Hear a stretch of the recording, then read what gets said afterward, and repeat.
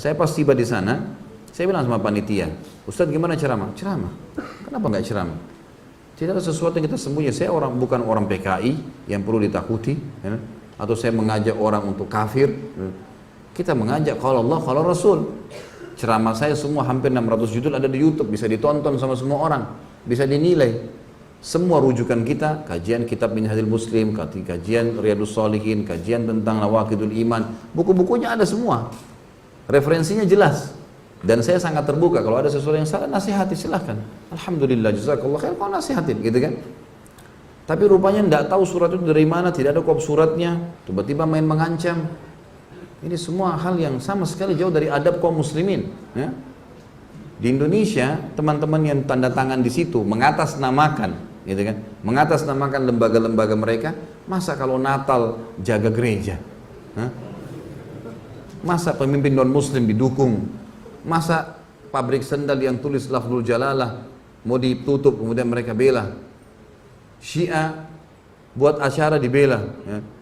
Ahmadiyah dan seterusnya aliran sesat banyak. Ahli sunnah wal jamaah ditahan. Dan apa haknya secara hukum pemerintahan, apa haknya gitu? Tidak ada hak syar'i. Kalau yang tahan mungkin aparat pemerintah, resmi, militer pemerintah mungkin. Ini enggak sama sekali. Dari mana ini? Gitu kan? Tapi saya lihat subhanallah pada saat itu sudah terlalu banyak ya. Itu kemarin masa yang datang untuk hadir taklim saja, kalau dihitung-hitung bisa 10.000 kali lebih. Ya. Ada yang sudah nginap berapa hari dari Palangkaraya, dari mana-mana segala macam. Kemudian juga ada yang sudah nginap sampai 2 hari di situ. Akhirnya di tempat yang saya nginap, jazakallah khair Pak Haji yang undang itu, ngumpul semua ikhwah. Masjid tahu tidak datang, saya ditahu di sini datang semua. Akhirnya terpaksa saya buatin taklim di rumah. Tapi apa jawaban saya teman-teman sekalian? Saya bilang ikhwani. Dan itu kebetulan juga ada akhwat. Kita harus tahu satu hal. Tidak ada dalam agama itu tidak ada cobaan. Ada cobaan. Dalam dakwah ada cobaan, dalam makan ada cobaan, ada cobaan. Kita anggap ini ada saudara-saudara kita muslim yang tidak ngerti apa-apa tentang keadaan, belum kenal saya, belum tahu, main langsung vonis, apalagi ditulis Khalid Basalamah pemecah umat ini. Apa yang pemecah umat? Apa yang saya pecahin? Hah? Kalau saya disuruh pecahin telurnya mungkin iya saya pecahin telurnya supaya makan gitu. Nah, apa yang dipecahin gitu? Ya. Jadi akhirnya ditulislah hal-hal yang tidak benar. Saya bilang jangan balas kebodohan dengan kebodohan. Ingat, saya minta antum dengan tenang, ribuan orang pulang, jangan buat keributan, jangan balas kebodohan dengan kebodohan. Sudah selesai, nggak masalah. Saya pun akan balik ke Jakarta, gitu kan. Jangan jadikan sebagai sebuah masalah. Ini cobaan. Nabi SAW bahkan dilempari batu di kota Taif. Gitu. Sabar beliau berdakwah, sudahlah. Ya, tidak ada sesuatu yang perlu kita khawatirkan. Jangan balas keterburukan akhlak kecuali dengan kebijaksanaan. Harus begitu, kedewasaan. Udah selesai.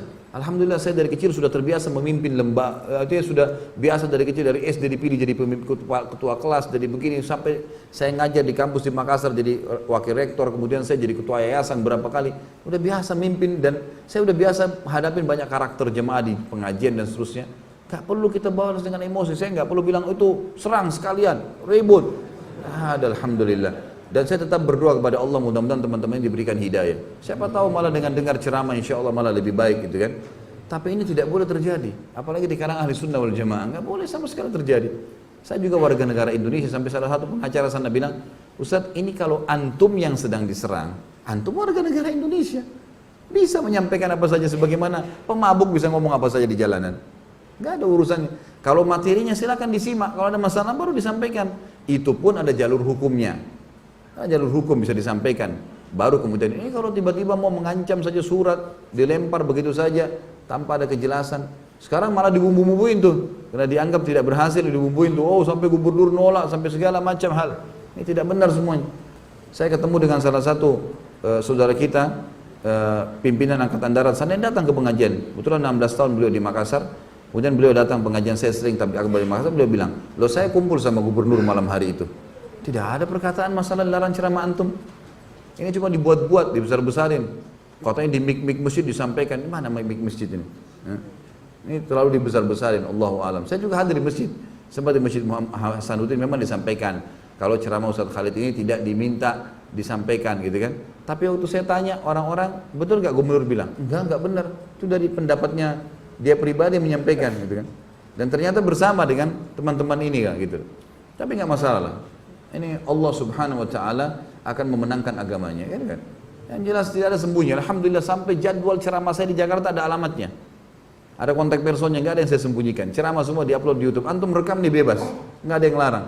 Ada yang salah, akhi nasihatin saudara muslim, ya. Tapi mencegal ceramah, sementara gereja yang jelas Nasrani dibendung, dilindungi. Gimana akal sehatnya nih? Kan begitu. Tapi ini semua adalah emosi belaka yang tidak ada hasilnya sama sekali. Dan ini berbahaya teman-teman sekalian. Terlepas daripada saya, saudara muslim yang disakiti atau dihina atau sampai apa, ini berbahaya pada hari kiamat. Bagaimana kalau ketemu hari kiamat nih? Hah? Rebut-rebutan pahala. Saya sih terima transfer, gitu kan? Loh iya. Kalau antum gimana? Tidak ngerti, tidak kenal, kan gitu masalah. Kecuali sempat minta maaf, silakan. Dan ingat dalam Islam, kalau kita memaafkan saudara muslim kita yang sedang berbuat salah, kita dapat pahala. Tapi dia belum lepas dari hukuman sampai dia minta maaf. Garis bawah itu ya. Makanya dalam Islam kalau ada yang ghibah, ada yang fitnah kita maafin, itu sudah pahala buat kita. Itu perintah agama. Tapi selama dia tidak minta maaf, dia tidak lepas dari hukuman. Karena hukum syar'i memerintahkan dia minta maaf dulu. Kita memaafkan ibadah bagi kita. Wal afina 'anil nas.